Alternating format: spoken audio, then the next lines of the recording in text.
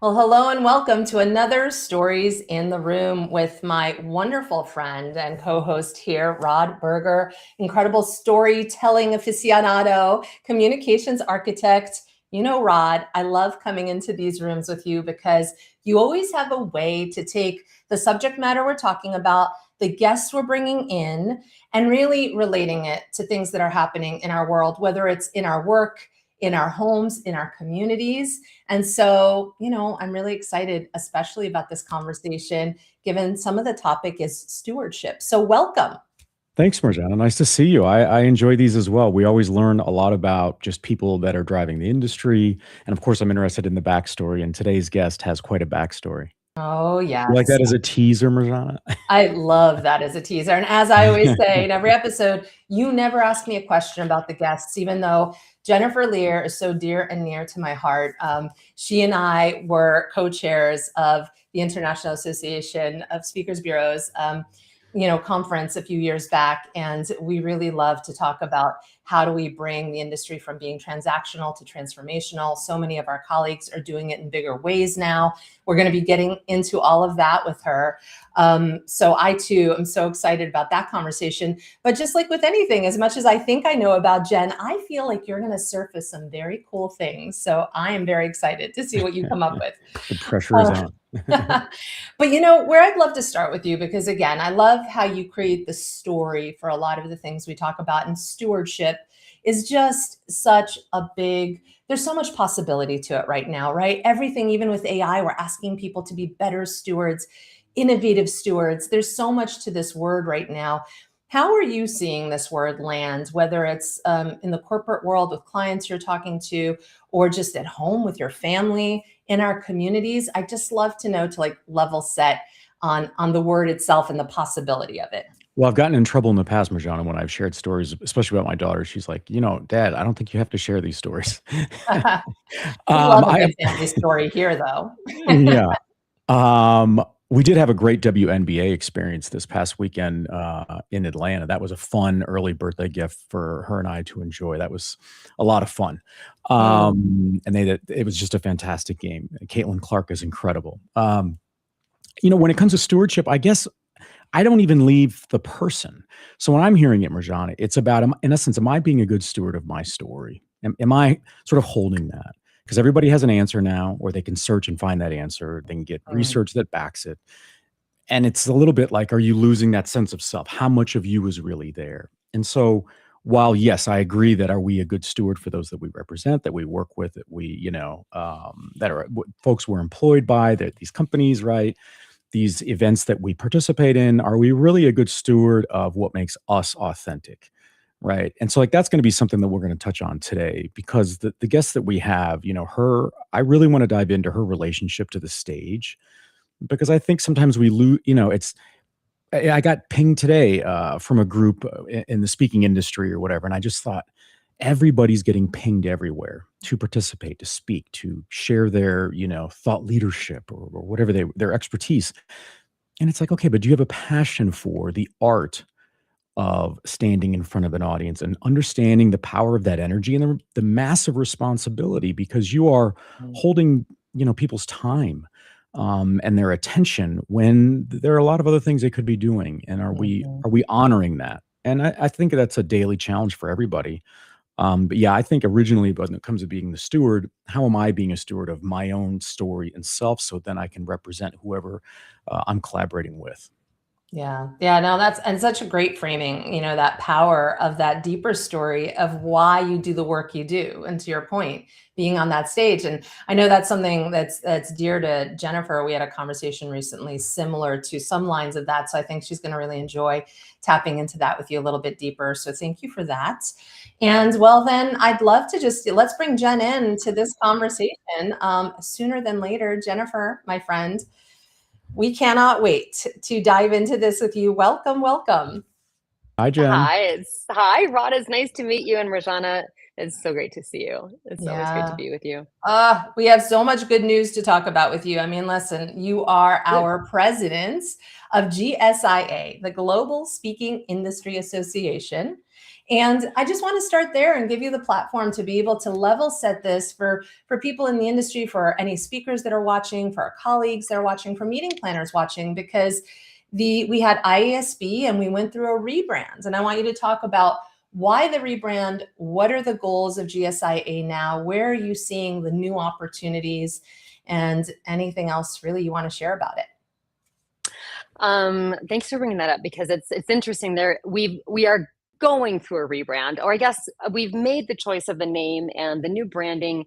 And as you know, with anything, boy, it just takes a while. So we've been taking this year to do it right, to make sure we have our new website, all of our infrastructure right.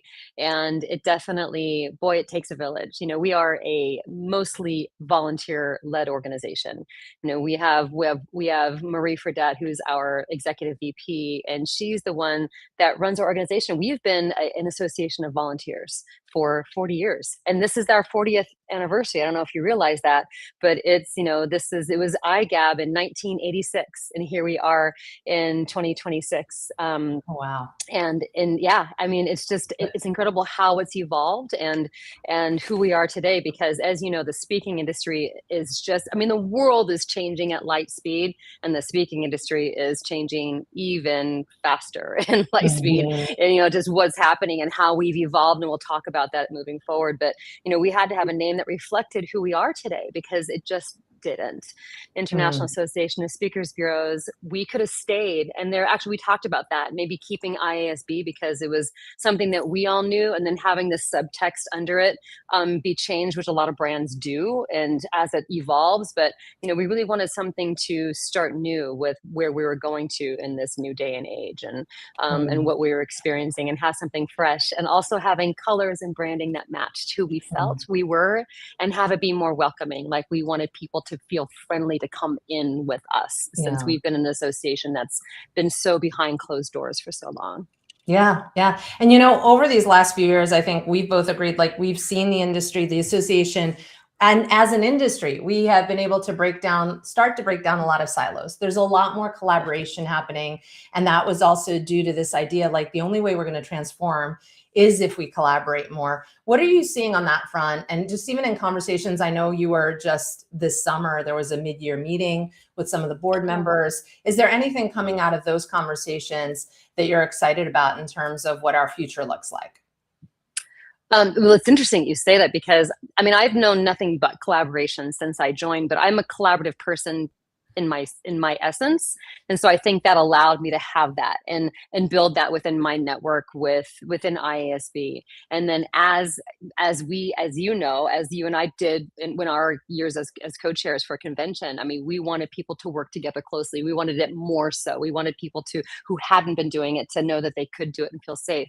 And man, it is just grown exponentially as far as how people are working together. And I see it more freely. And that's wonderful, because I would reach out to people, but now they're reaching out to me, or at least they have been, you know, over the past 5, 6, 7 years. And it's been beautiful, you know, watching this happen. Now in the mid-year meeting, it was really cool. I mean, this is a public, obviously, broadcast, so I can't say anything about what happened as far as our association mid-year meeting, because it's industry specific. But, you know, we had about 30 key players come together, and we had the most incredible conversations about our businesses, about best practices, about what it really means, about maybe rethinking our models, about how this would be, and the transparency, the support, the level of conversation was exceptional. And if there are any fellow members listening, I encourage you to come next year to our mid-year meeting. It was so beneficial to everybody. I think we all walked away thinking,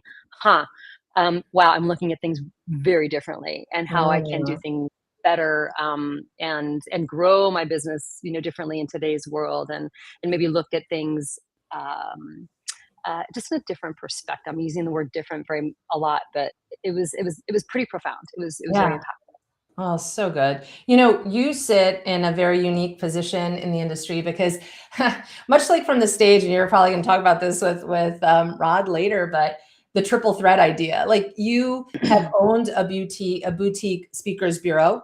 You have worked for an incredible manager in the industry. You have worked with an incredible bureau in the industry. And now you have also set out with the House of Lier, your management your new management arm. And it is really exciting because it really is. I mean, from the years that I've known you and how you care for speakers and their development and so many things. I mean, I think that management seat for you is just so beautiful, but yet you have all of the grounded work in being a part of a bureau and understanding that piece of it and with the meeting planners and all of it. So I wanted to ask you about right now, as saturated as the marketplace is with so many speakers in the market and so many new players, whether it's bureaus coming in or managers coming in, what are you seeing about that market saturation? You know, what are you seeing in terms of what has been a challenge and what is more the opportunity? And are you seeing it more as an opportunity, or are there things that we just have to start being more aware of? That's a really deep question with a lot of layers, and I'm going to try to answer all of it. Hopefully I'll get to it. If I don't make something, please remind me if I miss something in your question, because I think, yes, it's very saturated. I think over the past 10 years, it's before that, it was a very, it was like kind of an ecosystem and an industry that people, you didn't know if they didn't know.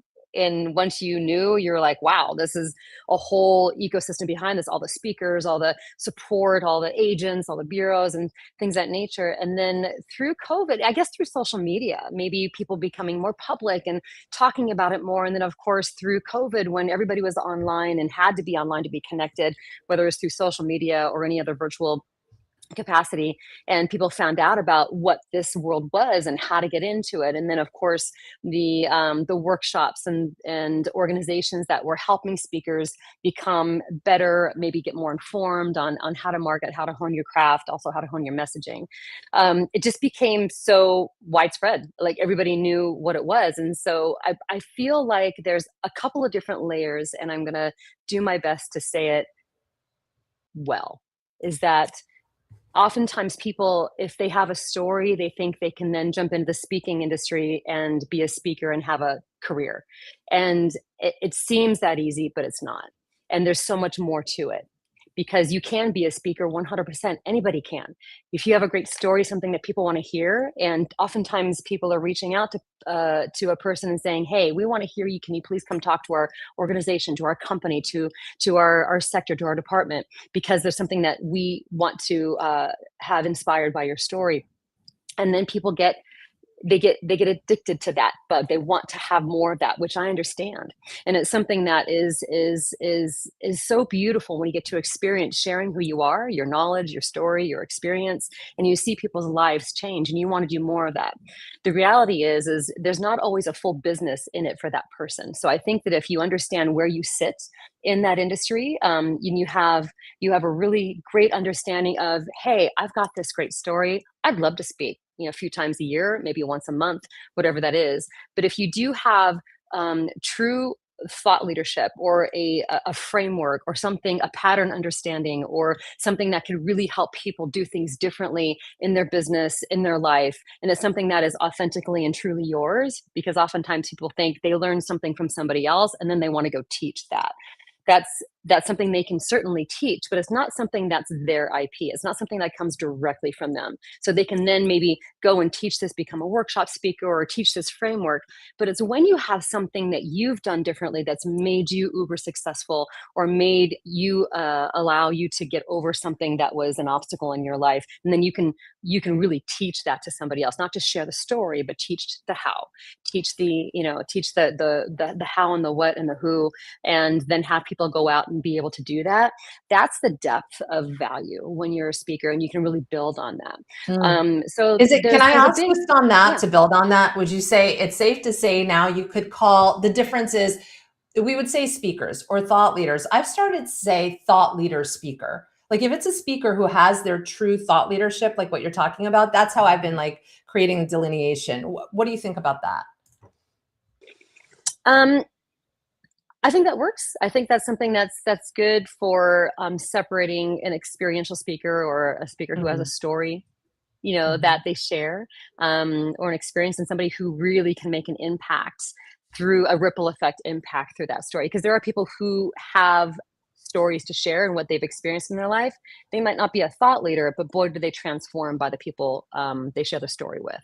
And I will say one of them is John Carmichael, who is actually speaking at our convention. He's closing convention. He's the closing keynote speaker. And his life and his experiences and what he's done, it literally cuts through you as you watch him and you see this all unfold. And so is he written a book? No. Is he a thought leader? Maybe. Does he have the most incredible life experience and what he's done? 100%. Does it inspire you to look at life differently? 100%. So I think that there's differences in that. And also, you know, we have a beautiful support community where everybody is cheering everybody else on, and that's great, and you can do it, and wonderful. But oftentimes it can be to a detriment to somebody, because you really, really want to know if you want to spend all the time and all the money in focusing. And I don't want to be negative here, but I do want to speak the truth. I want people to understand that there is so much availability and capacity and need for people to be able to share who they are and their story and their framework and their work. And also the need for people to want to hear what you have to say. But I want you to look at it in a reality, right? And maybe I can say it like this. So I was a singer for 25 years, a professional singer. Amazing. I got to live my life doing something that I loved, that a lot of people did not have the availability to make a living at. Now, was I Mariah Carey or Christina Aguilera? No. Did I want to be? 100%. Did I know that I would be? I knew I would not be. I didn't have that level of talent. I didn't have that level of drive or commitment. I had the level of drive and commitment to make what I did great, but I didn't have the drive or commitment to want to give up everything else to have that one focused goal. And sometimes to make it to that level of stardom in whatever you're doing, whether it's sports or speaking or in business, you have to want to give up everything else to have nothing else but going for that. And that's really what makes those people get to that level, right? But I got to live an amazing life as a singer who traveled the world. I worked with incredible people. I got to star on many stages. I got to work with other people. I got to do other things in entertainment, and I segued off to, you know, acting and being a spokesperson and all that other stuff. And I got to live the life of entertainment and do what I loved. And I knew where I was good. And I knew what I could focus on, and I knew what got me hired. I knew what got my reputation around, so I would get bookings. And I really leaned into those things. And I was comfortable experiencing the life that I wanted to live, doing what I love doing at that level. And I do think that there are some people who are forever going to be workshop speakers, and that's okay. There's some people who are ever going to be like, oh my God, they have a great story, or they're a great storyteller, and that's okay. And there are some people who have incredible frameworks that is like, dude, if this is what you do and you want people to know it, then go all in. Then just, you know, don't sit home and wonder why nobody's calling. Do the everything that you said you've already done, but you probably haven't. You know, do the everything to get that noticed and found and where you want to go. You know, it's just like, you know, where would Simon Sinek be unless somebody, you know, what's his name? You know, Mark Levy helped him, you know, name that Start With Why. You know, it was like that one bit of positioning and messaging that got people to understand what he was saying. You know, sometimes it's being in simplicity. So it's like, you just keep going after it. If you really want it, keep doing it. Yeah. But if that's something that's just going to be something that's going to do, don't make yourself miserable because you're not that person. You know, keep doing everything else you're doing, and then speak on the side. Yeah. That's okay too. So what I'm hearing you say then, it's like, again, there are layers to this business, like to any business. Totally. And now is the time that we need to start sort of pulling on those threads and pulling those pieces out of those stories. Yeah. Absolutely. Absolutely. And today's marketing, you know, is confusing. You know, some people figure out how to put something on their website and have the messaging be so compelling and impactful, but they don't deliver. You know, just because somebody's got the marketing figured out, it makes it a confusing industry. And so, you know, our job as GSIA is to be, to your point, Rod and Marjana together, is to be stewards of this industry, is to help our clients, help meeting planners, help people, anybody looking for a speaker, understand what you're looking for. If you're not going to use me, so when I was a bureau agent, I was like, if you're not going to use me, let me help you find the right person. Let me educate you on what you're looking for, so you're not fooled, because one bad instance reflects on the whole industry. So what my goal is always to give back, right? It is to serve and help elevate the understanding and the education, because with that, same as, a rising tide, was it rising tide Lifts all boats. raises, lifts all Yep. boats. You cannot go wrong by serving and giving the education. And I think in any time more than, there's no time more than now that this is important. And I am every day working on doing that with our organization and getting us out there, partnering with MPI and other organizations and saying, hey, let us give you education to open the minds of your members and give them the tools that they need to then go out and search, whether they use us or not. We would love it. This is what we do. We do day in and day out, and we know. But if you need to do it on your own, you feel like you want to, let us give you the tools to know how, so that we can make this industry the elite exactly. I know I want to be mindful of time and make sure Rod has his time, but the last question on that is just, as more bureaus are coming into the marketplace, new fresh voices as colleagues in this industry, whether management, or what would you say to them about that stewardship and how they're, reflecting their thoughts on this industry as they're starting their businesses? Oh gosh, people that come into this business, they're so wonderful. They're so passionate. I don't think that you can be in this business and not have a passion for what you do and have a passion for who you're working with, but whether it's speakers or clients. I mean, I'll say, I don't think there's much attrition in this industry. And, like on this side, people have been in at GSIA for, 20, 30, 40 years in this industry. They just don't leave because it's that amazing, and I mean, I've only been in this for 12 years and I'm a baby. I feel like I know nothing.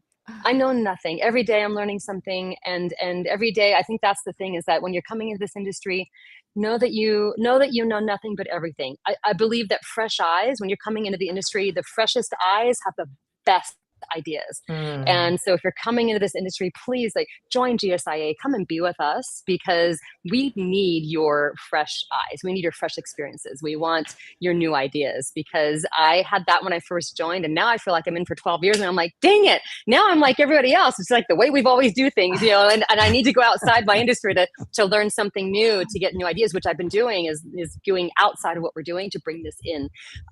But really, it's just keep that passion, keep that light. Don't let the frustrations of the little things of our business, which happens in every business, get you discouraged or distracted. And reach out to your partners, be collaborative. That's the best way. Don't be siloed. You have people who want to bring you in and bring you into the fold, and start a mastermind together with a few of your friends, and be with that person. Just like speakers need to have that, because they're siloed. Like, you have to be in community, and it's the only way to know what else is going on. Because my biggest thing is, when I joined GSIA, which was IASB in 2016, and went to my first conference, the best moment I had was when I went, oh my God, it's not only me. Meaning that, I'm not the only one experiencing this. We're all experiencing this. Oh my gosh, that was the best moment where I realized I'm not crazy. It's just the industry. Okay, great. Now how do we fix it? Or how do we get over that? So get in community, join people, keep that passion and your open-mindedness. It's a beautiful industry. It's incredible. I love it. Everybody I know that comes says, I feel like I'm home. Yeah. In community, we help each other through the challenges, and we celebrate our wins. So it's really good.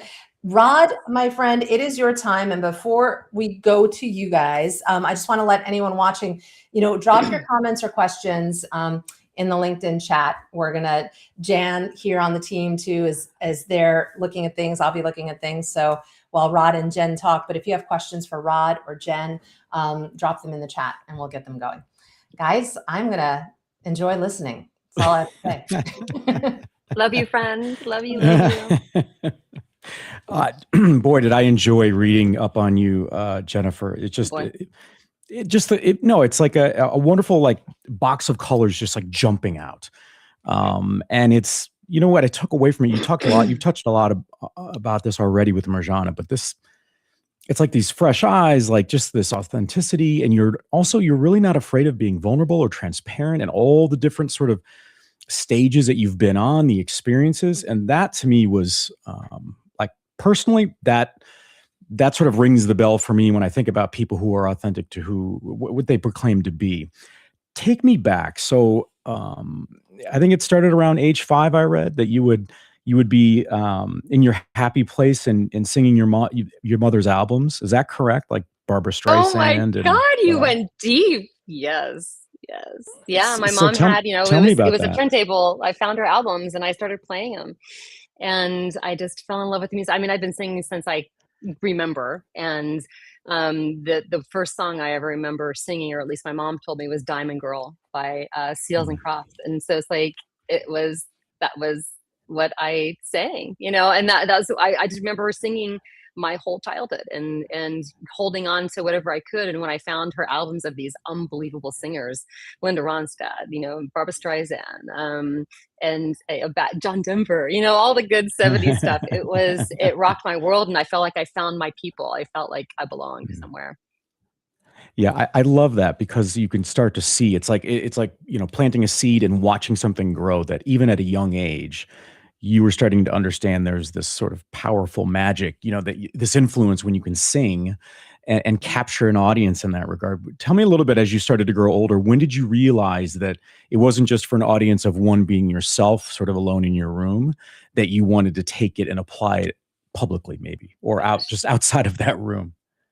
Wow, that's a great question. You know, I grew up in the 70s. You know, back then it's like today you put your kids, the moment they can sing or move or dance or catch a ball, you know, you put them in sports, you put them in dance, you put them in something. Now you get them online, now you video them. But back then it's like, you know, my parents, like, I was a very lower middle class type of upbringing. It was not, we had nothing, you know. I mean, my mom and I ate Campbell's soup for dinner many, many nights when we were by ourselves. And so it's like, you know, when she got remarried and Gary, my stepdad, came into our lives, we had another person, but it's not like we all of a sudden had more. So it was always very modest upbringing. And so they didn't know. He was an accountant and my mom was a secretary. Like, they didn't know of voice lessons or anything else, and it just wasn't in their world. And so I didn't have any of that growing up, and I just sang in my room, to your point, to what you're mentioning in my story. And I never thought it would be a career. I never thought it would be possible.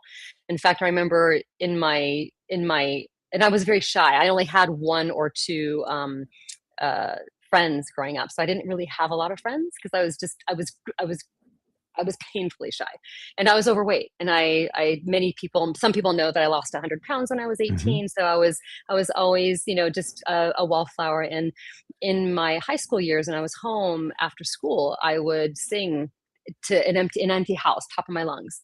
Right. And it was, in my mind, that I was singing to an audience. And I remember thinking, specifically, it was a Linda Ronstadt song. And this is in the 80s, you know, like later 80s. And so Linda Ronstadt wasn't cool, but I loved singing it because it was able to. She was, yeah. She's been Nelson Riddle stuff, right? And the big band stuff. But she's always hot. She was always amazing in the 70s. But her music was so cool in that, like, folk rock, you know, type of bluesy way. And I remember thinking, why am I even doing this? Like, this is so silly, but it brought me joy. See, I love that that's all I care about.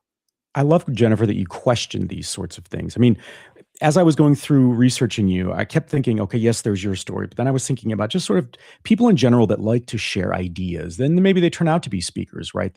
There's something that's powerful in not only thinking something through, but then sort of studying it, you know, becoming an expert in that space, and then conveying that across a stage.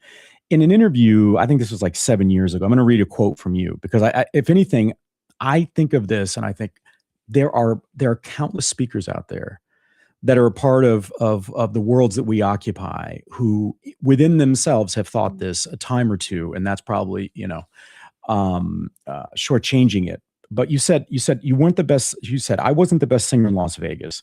I wasn't the thinnest, which was a big thing. I didn't have the best body. I wasn't the best dancer, but I was solid and good at everything. On top of that, I had the best attitude, and that was everything. Here's the key, though. You said, I was the fourth in everybody's mind when somebody needed someone or something. That, to me, is the line that absolutely jumps off the page. Yeah. And I'm wondering how you take that sort of being fourth down the line and apply it, because this is so fascinating, right? So now you've opened up House of Lier. Congratulations, by the way. That was such an exciting post yesterday to read. But it's so fascinating to me that you you talk about being fourth on the call list, right? And yet now you're in a position to basically identify the person who might be first, broadly speaking. And I'm wondering if you could sort of connect those points in time, because that speaks to a lot of growth to me, and also an understanding of what it means to cobble all of these things together and provide something of value to an audience. Absolutely, and it's a great question, because I think it was earlier in my career where I was fourth, rather than, because I wasn't leaning into my strengths. I was trying to be like other people, and I couldn't do that. I had to really be truly authentically be myself. And it took a while to figure that out. Once I was confident in who I was, remember I was in my 20s. So it's like you're learning and growing and becoming your own. But once you lean into who you are, once I was completely authentically me, I was able to be the first, because then it was in my 30s or mid 30s when I was the first phone call. Like when it was like, oh, I need this, I'm going to call Jennifer. And it was, I had no plan B. There was no way to be, I was not going to not be successful. And I didn't mind getting, being called forth, or I didn't mind being somebody's understudy, to then being able to get that moment where I could shine. I knew I was always going to be in that moment where I could get that starring role. And, I think applying that into speaking is being so authentically you. And I'm not saying authentic. I'm not saying be authentic, because you are who you are. You can't just tell somebody to be authentic. You just, it's like, you're just who you are. The conversation's kind of over if you have to say that, right? Yeah, exactly right. But be true to yourself, and to look at yourself and really be honest with yourself or your strengths. Like you said, I wasn't, skinny was in. Look, and I would get starring roles. I mean, I would walk in, I'd get the lead role, but it was very hard to maintain. And I was trying to be starving myself to be thin for a role that I'm not naturally in. And so I would constantly, and I'm talking for 15 years, I'd be weighed once a week. And if I gained 5 pounds, my contract was always threatened. So it was always, I had to not only perform well and be great, but I also had to, have all of it all together. And so I'm also watching everything I'm eating, or eating less. And I mean, there are times where I'm almost passing out on stage because I was just starving myself. I just couldn't keep my body the way that they needed it, because I didn't have that dancer body. I just didn't have it. But I wanted those positions, but I could not maintain it. And then once I realized that I'm after the wrong thing, that's when everything started taking off. So whenever I was shooting for something that was not for me, that's when I could get it, but I couldn't maintain it, and I would fail ultimately. But when I wasn't accepting anything else but what I wanted, and I'll tell you one quick story. And I don't know how much time, I have no idea when we're ending this. So I don't know how much time I have, but this is a 24-hour marathon. Don't worry. Yeah, sorry. You're fine. There was one time when I was 38, and I had been done doing shows. I was doing a lot of corporate work, so I was already in the corporate event space and doing a lot of corporate entertaining and such. And I got a call to do a show, and I was like, I just don't know. And they're like, no. This is an LA producer. It's LA talent. It's going to be amazing. It's going to be fun. It'll be cool. It'll be hip, and it'll be exactly what you want. And I was like, all right. Now I had long blonde hair at this time. And so they were looking for a blonde. And so I showed up, I auditioned for the guy, and he said, okay, great. So look, we want you for the role. We've auditioned everybody else, but you're the perfect person. This is how much it is. This is when we're starting, blah, blah, blah. And I said, I'm not losing weight. And he said, I don't want you to. I want you to be exactly you. I want it to be a real woman. I want it to be something that people can look at you and be like, oh my God, I could be her. So they wanted that connection. And I said, okay, I'm in. It was just allowing myself to say no to the opportunities that didn't serve me, or that weren't mine. And that way I could feel comfortable, and I thrived in it, because I didn't have to be someone else. I could truly authentically be myself, and clearly, and with ease. And so it brought me energy rather than depleting me. It gave me life rather than taking away. And I had the most glorious 3 or 4 years in that starring role at the Rio Hotel and Casino. And it was the best way to end that part of my life. I was like, that was the way to go out. It was a nice way to amazing. put a book into it. Yeah, very much so. And so I would say that to speakers, is like, you know what? lean into who you are. Don't compare, don't look at other people and say, I need to be this. You have your own strengths. Nobody could be me. Look, I had incredible stage presence and charisma.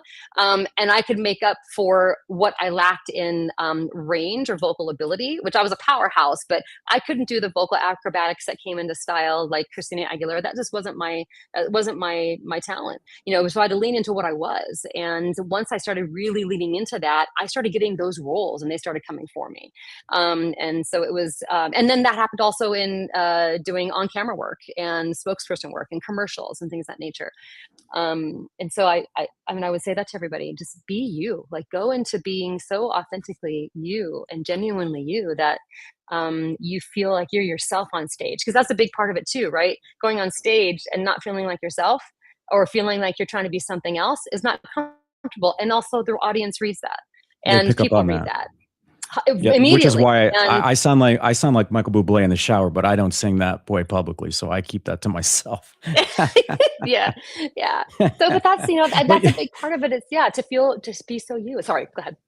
No, so what's interesting to me is that if anything, over the course of your life as a young person, it's almost as if on one hand, you could say you developed scar tissue. So you learned, you had some hard knocks and some things that you learned along the way, right? And being in an industry that was looking at you, sort of outwardly and visually to see how you compared, and then sort of pushing you down this path of having to lose weight and be very conscious or self-conscious about that. But I would imagine that in parallel, you built up a great sensitivity to understanding and identifying sort of the pilot light inside everybody. You had talked about at 19, you had a dance coach who basically said, you have unbelievable talent. You can do this. And it changed for you because at that point you thought it was a kind of a pipe dream. And I want to take you to present day, because yesterday you made the announcement of House of Lier, and you had a woman, and this is what she wrote on your LinkedIn. She said, "Thank you for believing in me, for giving me this opportunity, and for welcoming me into an industry I knew nothing about. You've opened a whole new world to me, and in doing so, you changed my life." I feel like that bookends it to a great degree, because you've got someone who's saying the very same thing with the same sentiment as that dance coach when you were 19. Do you feel like that was in parallel a muscle that yes, you had to deal with things that, look, as a father of a girl, I hate hearing, the way in which we would talk about, young women having to be a certain size and shape. That's sort of a side conversation in that regard, right? But I would hope there was a bit of a silver lining in your ability to understand not only yourself, but to recognize, like I said, that pilot light, that talent in other people, even if they didn't see it themselves. Yeah, thank you. That's beautiful. Yes, I feel like I see potential. I have a great ability to see potential in people. And just for clarity, it wasn't a dance coach. She was a woman that I met. I'd been kicked out of my house at 18. I was living on my own. I was sleeping on friends' couches. I was sleeping in my car. And a girlfriend of mine said, "Hey, I know that you love to sing. I think you need to meet this talent." She just has talent shows and this talent troupe. And she met me. I was auditioning for her. I was 100 pounds overweight. And I auditioned for her. And she said, "My God, you have so much talent. What are you doing with this?" And I'm like, "I'm looking for a place to live and I'm looking for a job." And so I have no idea what I'm doing with this. And she said, "Look," she said, "I don't have much room. I have 4 kids. We have a small house, but you can come and live with us. We have literally a storage closet. They put a single mattress in there. They cleaned that storage closet out. I had this mattress in no other room because it went right to the walls. That's where I slept. I lived there for a year." She said, "You can clean the house for your rent and I will help you find your path." And didn't she fire you for cleaning because you weren't very good at cleaning? Is that what I read? 100%. Absolutely. She's like, "You're the worst housekeeper ever, but you can sing, Jennifer." Yeah. And so that was good. And so, but what she did say to me is, she said, "You can do this." And this is in the 80s. She said, "You have to lose this weight." So I did. Yeah. Today's world, I wouldn't have to do that because today's so much more accepted. I could be any weight that I wanted to and have that. But, I lost 100 pounds and I was on stage a year later, not by forcing it, but by happenstance. I was just singing at karaoke bars here in Las Vegas. I mean, I was in the place and somebody found me and said, "Oh my God, you need to go audition for this band. They need a singer." And then at 19, my career was off. I was in.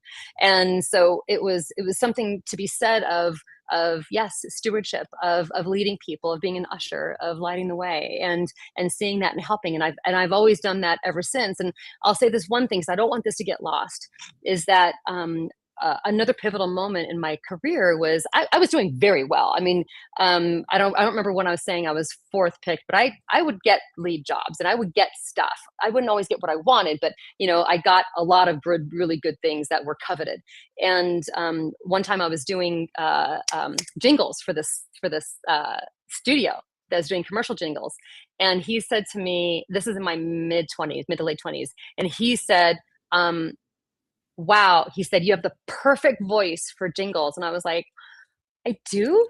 And he said, yes. He said, you have absolutely no style, none whatsoever. Nobody could know who you are. You are so vanilla and so bland. You're the perfect voice for jingles. And I went, oh my God, and it broke me. The king of a backhanded compliment, right? I mean, yeah, no, yeah, right. But you know what it did? It made me work hard to develop a style and to bring myself out. And I am so grateful for that moment. And actually, I think I was 26, 27, and it changed everything, because I brought my style that I loved, which is a more, organic, bluesy rock edge to who I am. And that catapulted me. And so I worked hard to overcome that. And I say to speakers out there that if people do tell you something, I want you to question it, number one, but I also want you to look into it, because, I went blonde, it changed my life. I was a brunette, and guess what? They wanted blondes. And so crazy enough, as you think about this, having long blonde hair. Marilyn Monroe impersonating, right? Yeah, no, that was later. That was when I was a brunette again, but that's a wig. but yeah, but then I was working with a lot of drag queens, so I knew how to, go in drag and change my whole look. So that was magic. That was an illusion of what that was. But yes, it's about changing and doing something different and trying other things, trying things on, seeing what fits and how does it feel. But I've also, last thing, I've worked with speakers. I consult and I coach, right? So and there's several speakers that come to me that are friends that ask, for like, hey, I need this one little thing. What do you think? And I've had speakers tell me, somebody told me to do this and it just doesn't feel right. And I'm like, well, then go back to what you know. You have to go to what really feels right. You can't change something just because somebody said, because they don't know you. And this was actually a singer, a songwriter, a musician. And so, and as soon as he switched it back, he's like, oh my God, now it's back. I'm back. And all of a sudden his bookings took off again. So you really have to go within. You have to ask yourself questions. I've got a few questions here. I want to bring Mirjana into the screen if we can. So one of the things that I've picked up from you is that you basically can tell which voice belongs in which room. That's a talent that you have. Oh yeah. And so I wrote down a few questions here that I just kind of want to get to and get your slant on these things. So a lot of times I think people will ask someone like you, like they want to know about the ones that you signed, right? That's of interest to them. But I want the one that you passed on. Who did you look at and think, not for me, and then you watched them fill an arena? No one. No one. There's no one that I've passed on or didn't work with that all of a sudden exploded into no. Wow. I mean, people that I worked with, I can see. I mean, there are people who do great. There's people that I haven't booked that are amazing, over time, but there's no one that I'm pretty good. I'm pretty good at spotting the real deal. And so what's the process of filtering through that, Jennifer? Because I know Mirjana and I have talked a lot about how there are a lot of people, and I guess God bless them, right? They can look very slick on a PDF or in a reel with a fake audience and setup, and you don't really know kind of what's there, what's real, what's synthetic or authentic. So how do you what's your process for drilling down into that? When something doesn't feel right, it's not right. If there's an inkling of, this doesn't make quite sense, or there's something in their story that doesn't connect. Like too good? Actually, yes. Too polished? Yes.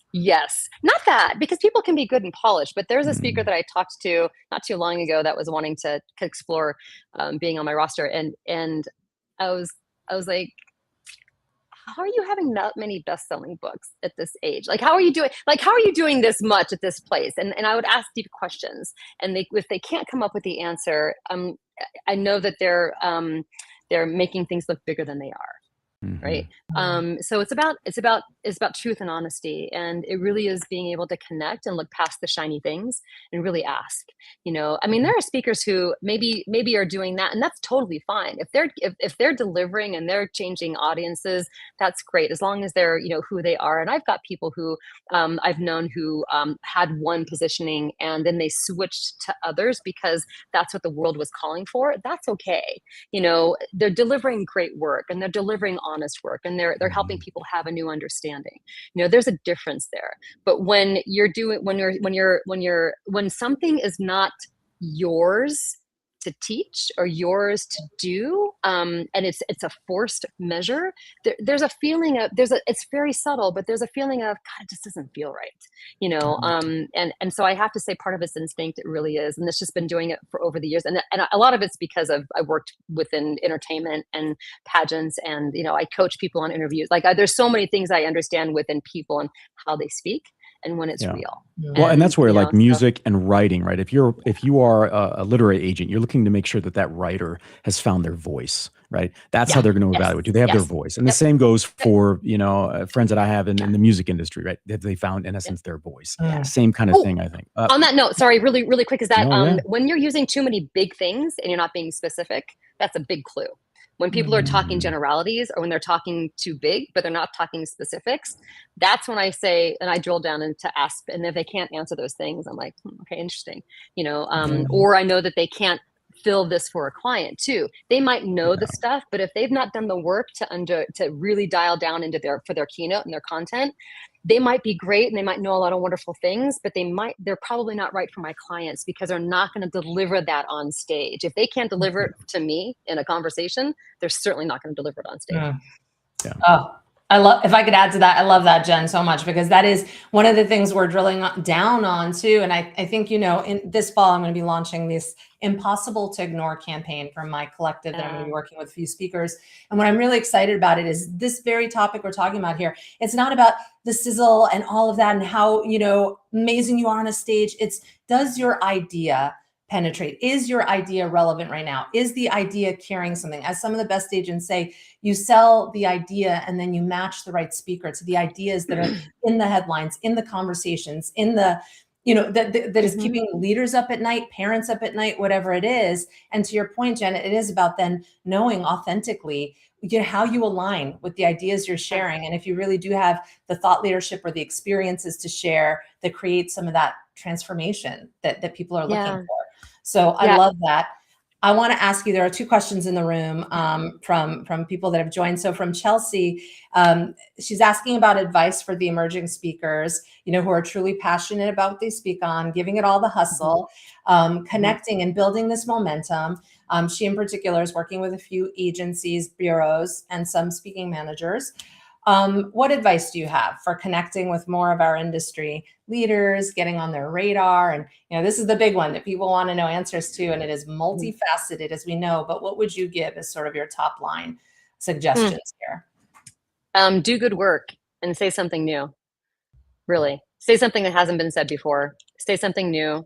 Make us go, oh, wow, that's different. Do the work, make sure that you're very active on social media, not just talking about gigs you do and everything else, but say something different. Help me, with my day today, or do something that's going to serve with everyone, and just do good work. And, reaching out to a agent or a speaker. I was just actually talking to one of my speakers the other day, is they were reaching out to a client and they said, wow, I reached out to this person and said, I think my content would be good for you, blah, blah, blah, blah, blah, but not specifics. And it happened to be a client of a speakers bureau partner.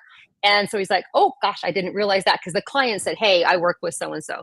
And he said, what should I do? I said, reach out to that agent, forward to the email, show the fact that that client was very loyal, because that's awesome to see. And then tell that agent, not that you're just good for that, you'd be good for the conference. Tell them why. I said, and he said, what do you mean? I said, did you do research? Did you find out what they're dealing with? Did you see why that your content is important? So, rather than just getting a gig, like do the research on something, look into an organization, reach out to that. If you find out that organization works with a bureau agent, then do that same thing. Now, mine was an accident when he was doing it, but it really worked out well. Connected, he built a relationship with that agent. So if you're not doing that side of it and prospecting and calling people and saying, this is what I do and this is what I believe would help your audience, for this reason, be that consultant, be that expert. And like I said, with your content, say something new. People today, and I saw another question come through, is like, what opportunities do new speakers have in today's world? You have nothing to lose than being so provocative with your messaging and say something different and new that we didn't think or see. Don't put a band. I would say this, I'm probably not publicly, but I'm going to say it now. There's a lot of speakers who are they're band-aids, right? So they go, oh, let me just make this feel better for right now.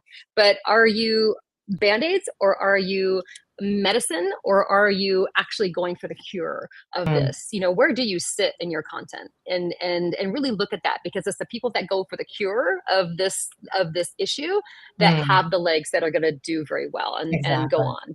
Right? So like really you said, look beyond at the what you're doing. platitudes of like a big picture conversation. Yeah. So it's not about how you can connect. It's about, where are you? What have you worked on? Everything that you have right now that is valuable to someone to take our time to look at or have a conversation with you, or even just to read your email.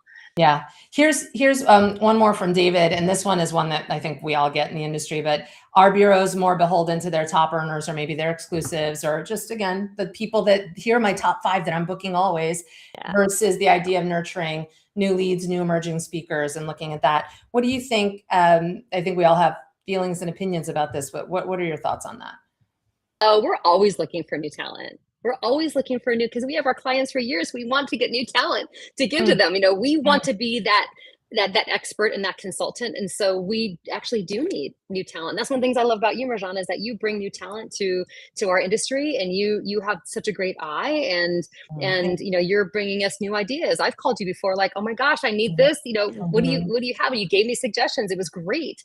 So yes, we have our tried and trues that are, of course, these 5 people are killing it right now. They're going to land in this event. It's always going to be great.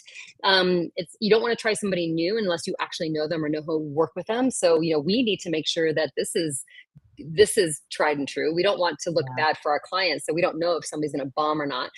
So we're going to go after what we know is going to land and knock it out of the park.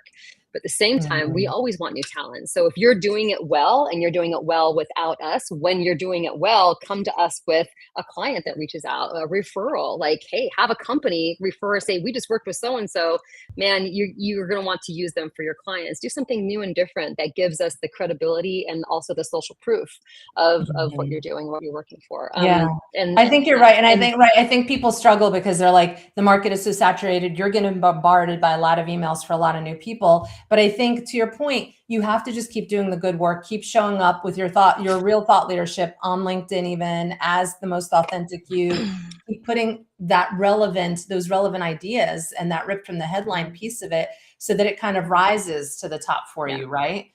Yeah. And lastly, too, there's I just had this conversation yesterday. There are speakers who aren't that great, who are they're solid, but they're not like, oh my God, amazing speakers.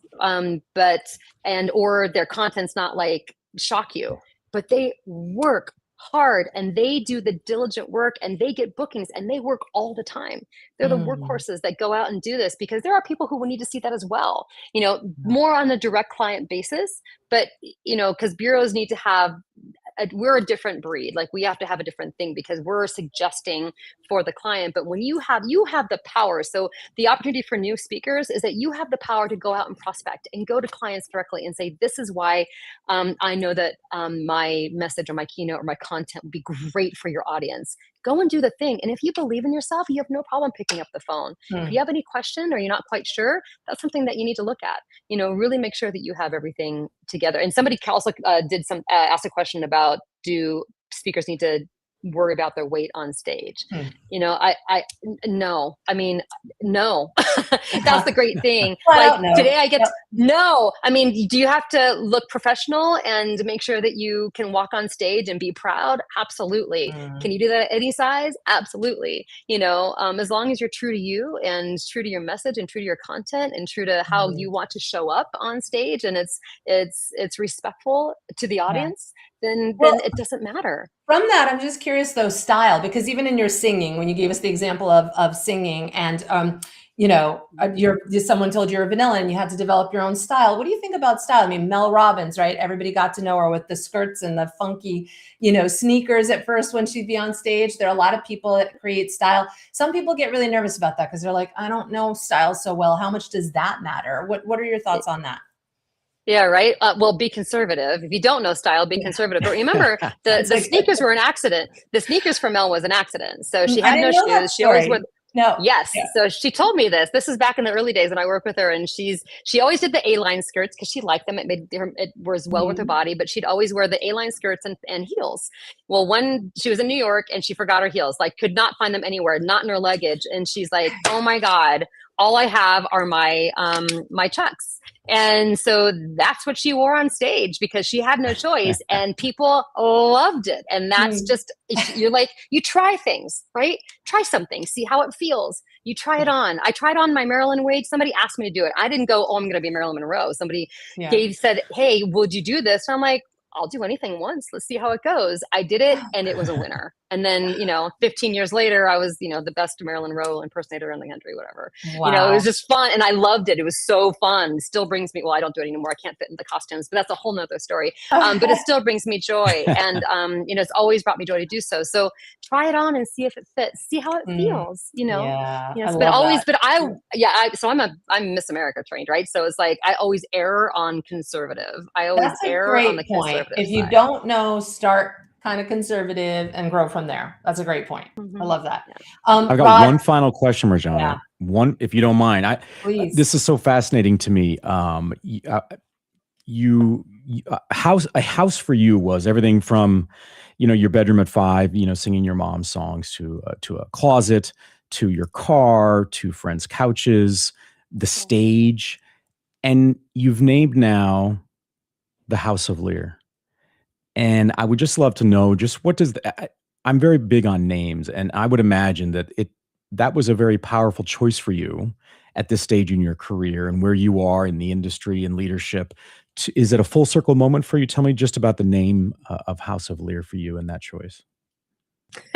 Well, I have to say, my branding company, Blacksmith, and that's Sarah Smith and Kate Black, they pushed me they said, why are you not using your name in your company? Because we were rebranding everything. And I was like, because I don't want to be up front. I want the speakers to be up front. And she said, why are you not, you've built such a beautiful reputation, why you're not using that? And so they actually came up with this, and I resisted. So I didn't feel like I needed it. I've had my time on stage. I didn't want to be out front. And she said, but being with you, every time somebody talks to you, you feel like you're just so welcome and you're being hugged and taken care of. She said, they really wanted me to have that as my company, so that they felt the same way, that it was elite, but also welcoming and inclusive. And there's such care that goes into everything. And, Rod, over time, as I've grown, I'm 55 this year. So it's like you live a long life, and you live the life that I've lived, and we've all had happiness and tragedy and good times and bad times. And I feel like the world is my house. Like I don't need a house to be in, but I feel like the world is my house and the world is my living room. And whoever I run into, that's my ministry. That's my person to touch and affect, all the time. And so I was so grateful that all the process that I did with Sarah and Kate really brought that into my branding. And it took me a while to launch it, because I did actually have it for a bit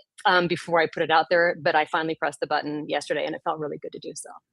Well, I think it's a fantastic choice. Says a lot about them. I don't know them, but that says a lot about them, and obviously doing their deep research to understand the essence of you, because I do think it's a full circle moment, and that really, I think, threads the needle for people to understand the power that you bring, but also the humanity that you bring to the table. And that's, I think, what we're all looking for and lacking in so many places. So it's nice and refreshing. Oh my gosh. Guys, seriously, congratulations, Jen, on the House of Lear. I love it. Like when you remembered, when you told me on a phone and you kind of told me a story, I'm like, oh my God, yes. But I was Rod, holding my breath. I know, oh my God. But you see what Rod did here, though? The story, gosh, first of all, I could cry. Jen, I didn't know that about you at 18. Like, I didn't know that you were kicked out of your house. And thank you, Rod, for like just surfacing. By the way, anyone that's watching, and we're so grateful when you do, because the reason why we do Stories in the Room is because we want to get to the heart of the people in this industry, these incredible colleagues of ours. We are all part of this ecosystem. The more that we know each other a little bit better, the more that we could connect more deeply, the more that we could share, the more that we could lean into one another. And you just never know what that's going to be. So if you're a speaker, now you know things about Jennifer Lier that might help you the next time you meet her. You might connect on a different level with her. You know those things about Rod or myself. And I mean, that is why, I don't know if both of you want to share something about that here, but I think that's the most important part. And back to stewardship. I mean, we are all just going to be better stewards of this industry, of our businesses, of each other as humans, the more we know each other. And that's what we love to do here. And I mean, Rod and Jennifer, thank you both. But to give you the last words here, and Jen, do you want to just share anything about that? About which, sorry, you said a lot. Yeah, nope, but just stewardship, and that's why we're here. Yeah, that's why we need to learn about each other, and that's what Stories in the Room is. Well, yeah, I'll say this. So when my acceptance speech, I guess, or my first speech as a president, I talked about legacy, and stewardship goes hand in hand with legacy to me, of knowing that you leave a mark. Nothing ever goes unnoticed, ever. And so even the little things mean the most.